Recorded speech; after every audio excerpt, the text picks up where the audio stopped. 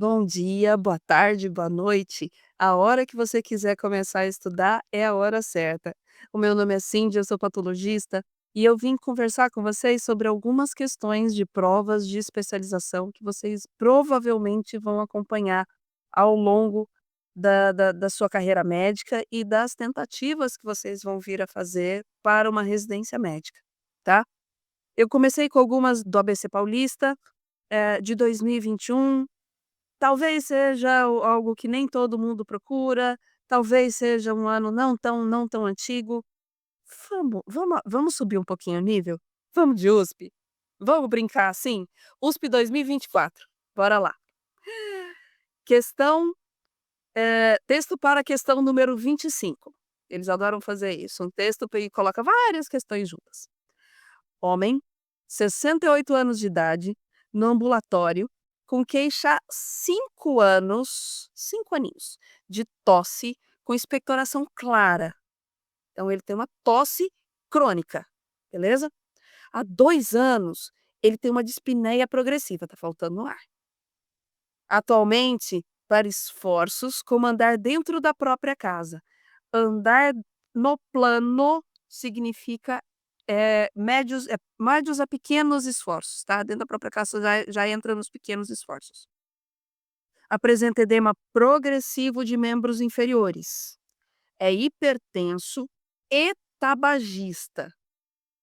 Então, temos aí 2 fatores de risco para doença cardiovascular. Para o nosso distúrbio hemodinâmico aqui, e pela frequência, talvez a gente tenha que prestar um pouquinho mais atenção no vascular do que no cardio, mas vale dizer que choque, cardiogênico existe. Vamos lá. Ao exame clínico, frequência respiratória de 25 incursões por minuto, está aumentado em relação ao normal, que são até 20. Com diminuição global dos murmúrios vesiculares, então tem alguma coisa impedindo a transmissão do som, provavelmente edema, e roncos difusos, ausculta pulmonar. Às vezes, esses murmúrios também estão diminuídos porque o ronco normalmente é um barulho bem alto. Vocês lembram dos ruídos da ausculta cardíaca? O ronco é a secreção da grande via aérea e é um som de normalmente alta intensidade. Hã, estase jugular, então tem, insuficiência cardíaca.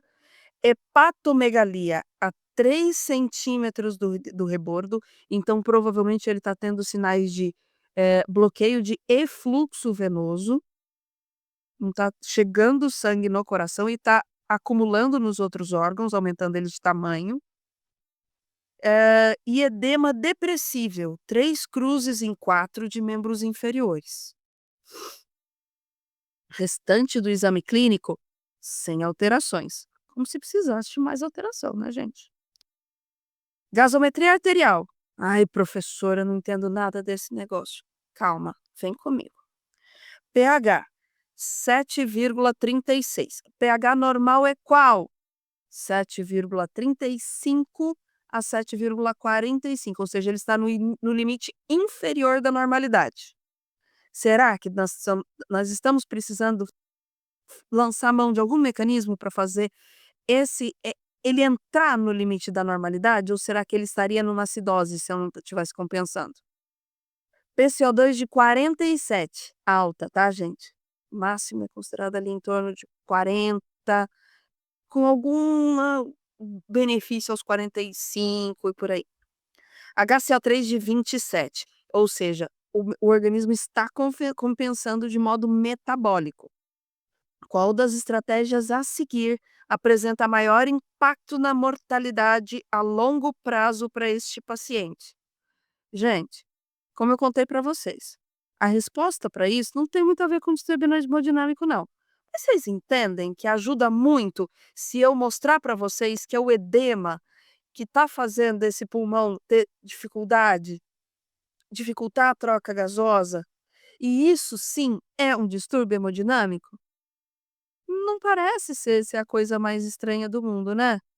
Mas o fato é que esse paciente está com falta de ar, Para esse paciente melhorar da falta de ar dele, qual que é a melhor coisa que eu preciso fazer e que resolve na mesma hora? Oxigênio. Então, esse paciente vai precisar sim de antihipertensivo, ele vai precisar sim de diuréticos, principalmente relacionado, à dependência dessa função renal, que nós não sabemos qual que é, mas de cara, o que que eu preciso? Eu preciso dar oxigênio.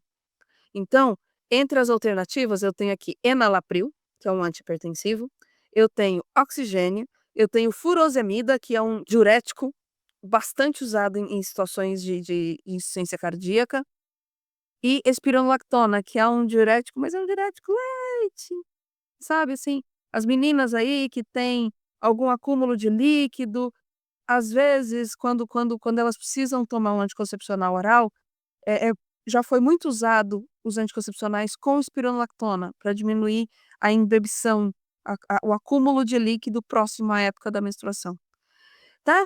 Então, alternativa aqui é oxigênio, tá, mas ajuda muito a gente entender distúrbio hemodinâmico para eu entender o caso clínico, ok? Então vamos lá, próxima questão. Homem, 56 anos de idade, com diagnóstico de cirrose hepática, mais um pacientinho com cirrose hepática. Lembra, quem tem cirrose hepática pode ter insuficiência hepática. Quem tem insuficiência hepática, com frequência, perde a possibilidade de produzir proteínas e vai ter uma pressão oncótica bem complexa entre o intravascular e o meio interno fisiológico, que é o extravascular.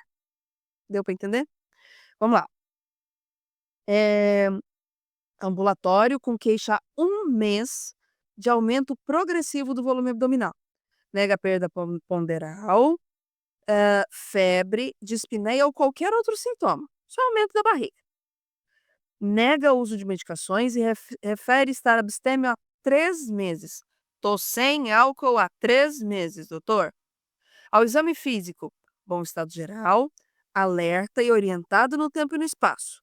Frequência respiratória normal, 18 movimentos por minuto, ou impulsões por minuto. Pressão arterial, 100 por 70 milímetros de mercúrio. Professor, isso é baixo? De novo, depende. Quanto que era a pressão dele habitualmente? Não sei. Mas eu posso te dizer que a frequência cardíaca dele atualmente está em 80 por minuto, que é normal. Então, provavelmente não estamos diante de uma situação de choque. Coração e pulmões sem alterações. Abdômen globoso, normotenso. Sinal do piparote positivo. Se vocês já tiveram semiologia, vocês vão lembrar do sinal do piparote. Você dá um petelequinho de um dos lados da barriga e por conta de acúmulo de água, ela vai formando as ondinhas que a gente sente lá do outro lado, quando a gente coloca a mão, tá? Quem ainda não fez, gente, sinal para líquido abdominal, tá? Vocês vão ver isso em tempo, vão com calma e acompanha com a gente. Indolor à palpação, sem visceromegalias. Aparelho locomotor, sem alterações, não tem edema provavelmente. Neste momento, em relação à queixa abdominal, o que que eles têm que fazer? Primeira possibilidade, iniciar metformina para redução do peso. O problema dessa paciente é o peso? Não. 2, realizar paracentese de alívio. Significa, eu vou colocar uma agulha na barriga e eu vou tirar essa água dali. Pode ser uma ajuda, certo? Afinal de contas, a queixa principal é aumenta o volume abdominal às custas de água. Terceiro, realizar paracentese diagnóstica. Uma paciente tão bem do jeito que ela está, sem sinais de infecção, eu não preciso pensar que isso pode, de repente, ser um exudato. Até porque esse paciente não está produzindo proteína em quantidade adequada. Então, provavelmente, esses meus dados de transudato versus exudato vão ser dificultados. Por fim, iniciar tratamento empírico com quinolona. Não sei se vocês entendem a quinolona, mas ela tem uma série de efeitos colaterais, tá? Então, assim, não é bom. Ok? Então, a primeira coisa que a gente tem que fazer é prestar atenção no que essa paciente tem de queixa. Qual é a queixa dela? É aumento do volume abdominal, não tem mais nada. Coração bem, pulmão bem, pressão arterial bem, né. Então, tá sem álcool, né, o que é uma coisa super importante para não evolução do caso. Então, esse paciente precisa tirar líquido da barriga para resolver a queixa dele. "Ah, professora, mas é contraindicado eu mandar uma amostra desse líquido para o laboratório e fazer um diagnóstico disso?" Não, até pode fazer. Provavelmente o que vai vir vai ser um transsudato, não um exsudato, ou nós vamos ter uma grande surpresa, todos nós, ok? Então, resposta para a centese de alívio, ok? Mais uma.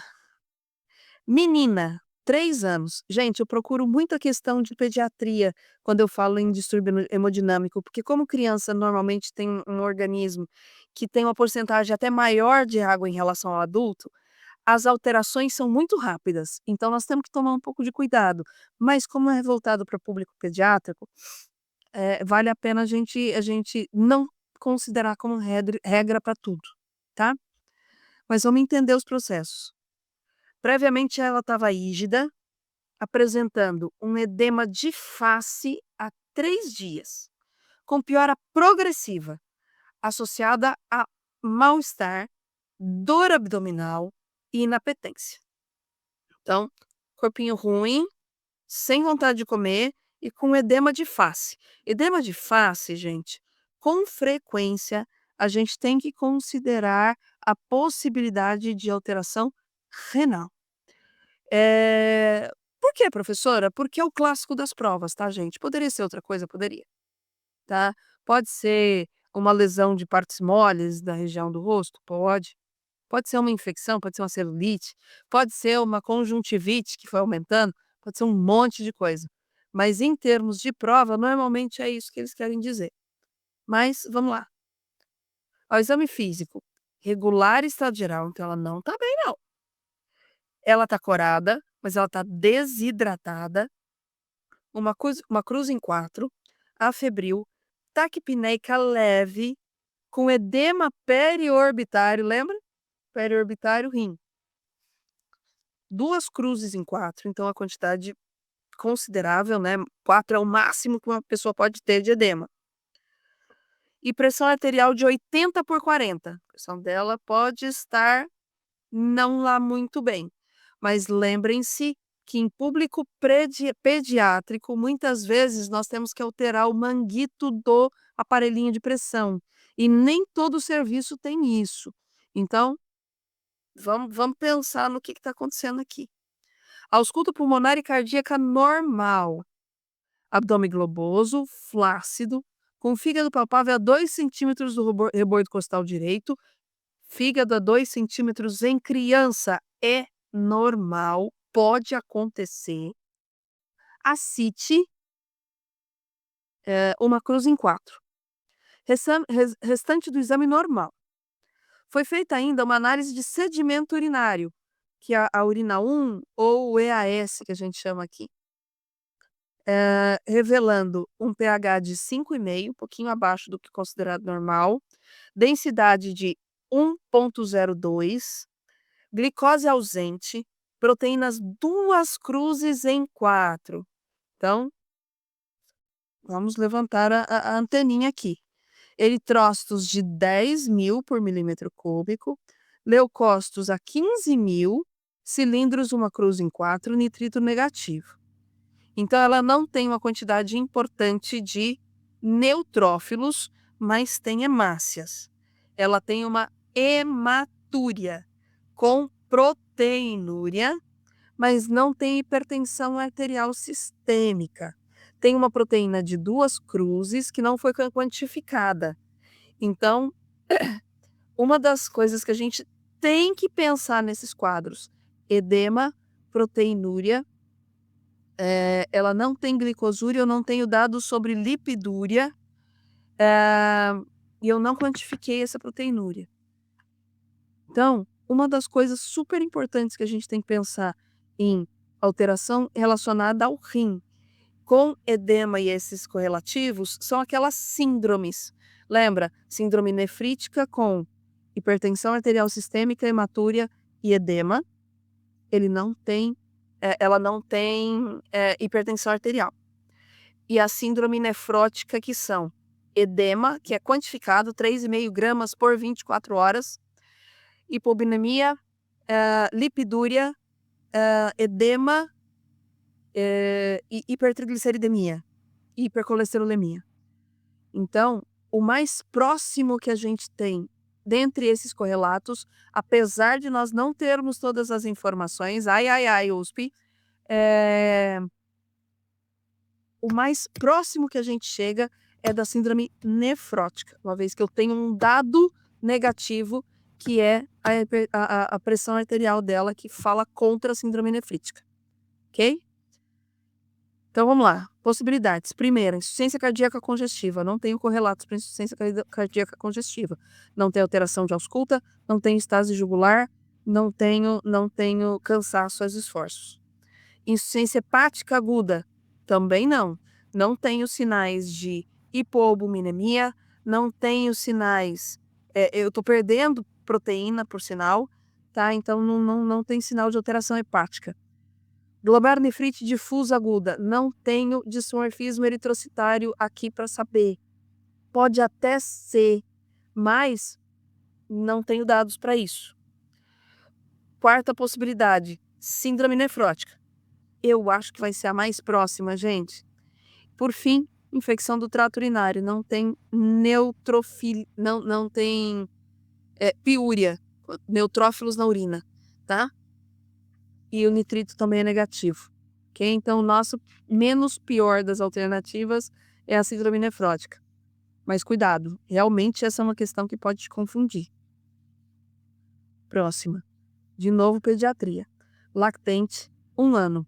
Levada a pronto-socorro com história de vômitos, diarreia líquida, sem sangue, muco ou pus há 3 dias. Então, eu estou excluindo aqui as diarreias infecciosas. Mãe refere que está urinando muito pouco e aceitando mal a alimentação. Ai. Nenenzinho, perdendo líquido, sem se alimentar e começando a urinar pouco. Sinal de alerta, tá, gente? Volemia desse paciente não tá bem. Ao exame, encontra-se com mucosa oral seca, enchimento capilar de 4 segundos. O normal é até 3, tá, gente? E em bebezinho, isso é super importante. É uma diferença muito grande de 3 para 4. Frequência cardíaca de 150, para vocês terem uma ideia. Para essa frequência cardíaca ser normal, teria que ser um pacientinho recém-nascido. Ao longo do primeiro ano, ele vai descendo até chegar nos valores normais, até 120. Então, está aumentado. Conduta adequada neste momento é líquido, maior quantidade que você puder, no menor quantidade de tempo possível.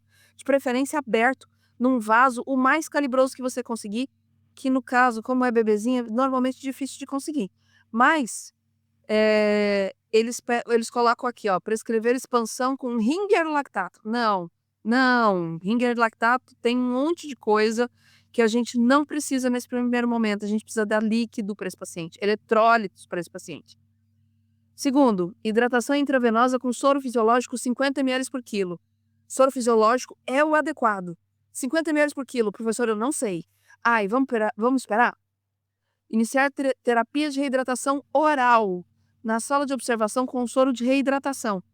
Não estamos numa situação tão tranquila assim, não. Não dá para ficar só dando aguinha e Gatorade e Pedialyte por boca. Apesar de ser uma boa maneira de manter esse paciente hidratado, tá?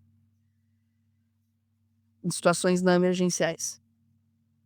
Administrar antiemético intramuscular e prescrever soro de reidratação oral e probiótico. Outro momento, tá, gente? Outro momento. Ok? Eu posso até dar o soro, o antiemético. Mas, assim, enquanto eu estou procurando um vaso calibroso para dar líquido para ele. Tá? O mais importante é dar líquido. Em quantidade muito grande. E soro de hidratação oral não, né? Soro de hidratação não. De novo, não.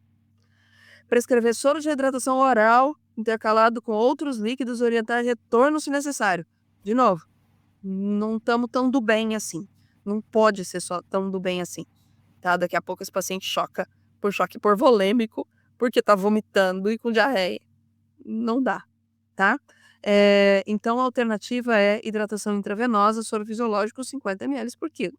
Professora, eu não sei essa quantidade, eu não sei esses valores, eu vou ficar nervosa. Não fica, só olha as outras alternativas, ok? Mais um textinho para outras questões aqui. Outra criança, paciente de 5 anos, com antecedente de encefalopatia crônica não progressiva, tá? Portador de traqueostomia e gastrostomia. Esses pacientes, gente, apesar de parecer ser ruim da minha parte, de estar mostrando para vocês, eles são muito bons como exemplos para coisas para a gente conseguir corrigir. Porque como tem gastrostomia, tudo é muito rápido. Tudo é muito rápido. Apresenta quadro de diarreia 5 dias, cerca de 10 episódios por dia. Então, a diarreia é importante. Nesse período, recebeu soro de reidratação caseiro, cerca de 200 ml, após episódios diarreicos. Foi trazido hoje ao departamento de emergência devido à sonolência e diminuição de diurese. De novo, mesma coisa, gente. Chovi num olhado aqui. Na admissão, o paciente apresentava choque hipotensivo. Gente, estou diante de um pleonasmo. Subir para cima, descer para baixo, choque hipotensivo. Para eu ter choque, eu tenho hipotensão. Sendo realizada a expansão com soro fisiológico. Então, teve um primeiro atendimento com soro fisiológico. Após a primeira expansão, a equipe que prestava atendimento recebeu o resultado da gasometria descrito a seguir. pH baixo, 7,25, com uma quantidade muito baixa de bicarbonato, 12 milimol por litro, perdeu muito nesse vômito, nessa diarreia. Tem um base excess de -5, um sódio alto de 160 miliequivalente por litro e um potássio baixo de 3,3.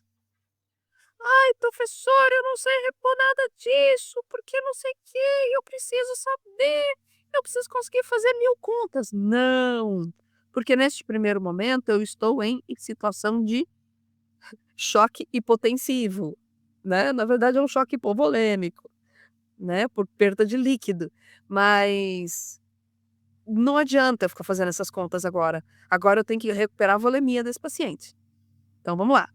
Na reavaliação pós-primeira expansão, o paciente segue em regular estado geral, pálido, com frequência cardíaca de 150, então de novo está com aquela taquicardia, frequência respiratória de 40, então hiperventilando horrores para conseguir diminuir a acidose, e pressão arterial de 76/42. Agora sim eu posso te falar, isso aqui é baixo. Com um enchimento capilar, tempo de enchimento capilar de 6. Lembra que eu falei que o normal era 3? Então tá o dobro. Assinale a alternativa correta com relação à estratégia para a hidratação do paciente.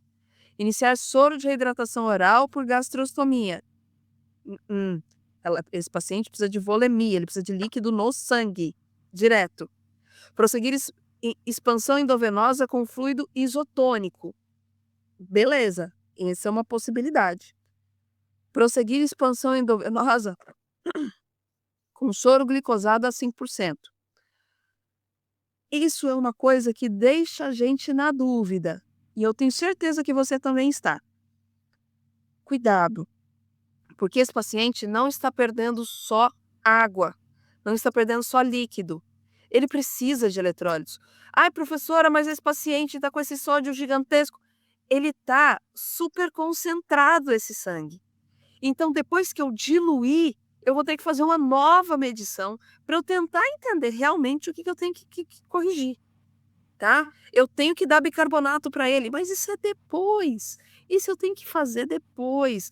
Depois eu vou pensar em fazer conta. Agora, ele precisa de líquido e ele precisa de cristalóide. Ele precisa de sais. Ele precisa repor o que ele perdeu. Então, solução isotônica endovenosa em grande quantidade. Iniciar soro de manutenção, mais reposição com sódio. Bom, isso aqui é para quem não sabe valor de referência de sódio. É pegadinha para quem não sabe referência de sódio, tá? 160 é alto. Normal é em torno de 140, 145, ok? Então a minha alternativa é a expansão endovenosa com fluido isotônico. Ele nem especificou se quer colocar o Ringer, se quer colocar soro fisiológico. Ah, professora, mas eu vou dar mais sódio. Vou. Depois eu corrijo, tá? Se tiver o que corrigir, tá bom? Bom, gente, é isso que eu queria falar para vocês. O meu nome é Cindy e eu vi com vocês algumas questões da USP 2024 e algumas questões da PUC do ABC de 2021. Muito obrigada para você que viu até aqui. Bom dia, boa tarde, boa noite, o horário que você estiver. Até mais e a gente se vê.